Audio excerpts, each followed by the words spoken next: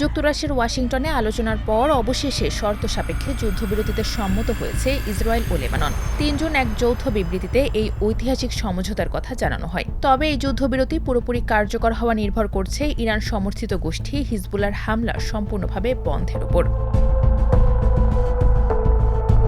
আনুষ্ঠানিক কোনো কূটনৈতিক সম্পর্ক না থাকা সত্ত্বেও দেশ দুটি সীমান্তে কিছু পাইলট জোন বা পরীক্ষামূলক এলাকা তৈরিতে সম্মত হয়েছে। চুক্তি অনুযায়ী এসব এলাকায় কোনো অরাষ্ট্রীয় পক্ষ বা সশস্ত্র গোষ্ঠী থাকতে পারবে না। কেবল লেবাননের সশস্ত্র বাহিনী এই এলাকাগুলোর একক নিয়ন্ত্রণ নেবে।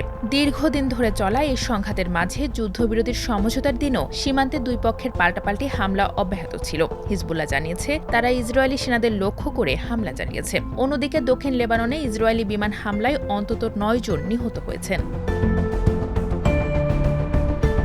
যৌথ বিবৃতিতে বলা হয়, যুদ্ধবিরতি কার্যকর হওয়ার শর্ত হল হিজবুল্লাহকে পুরোপুরি হামলা বন্ধ করতে হবে। সেই সঙ্গে দক্ষিণ লেবানন থেকে এই গোষ্ঠীর সদস্যদের সরিয়ে নিতে হবে। গত ২ মার্চ ইরানকে সমর্থন জানিয়ে হিজবুল্লাহ ইসরায়েলের ওপর নতুন করে হামলা শুরু করে।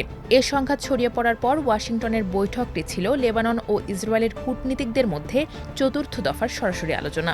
একটি পূর্ণাঙ্গ স্থায়ী চুক্তিতে পৌঁছানোর লক্ষ্যে আগামী ২২ জুনের পর দুই পক্ষ আবারও পরবর্তী দফার আলোচনায় বসবে।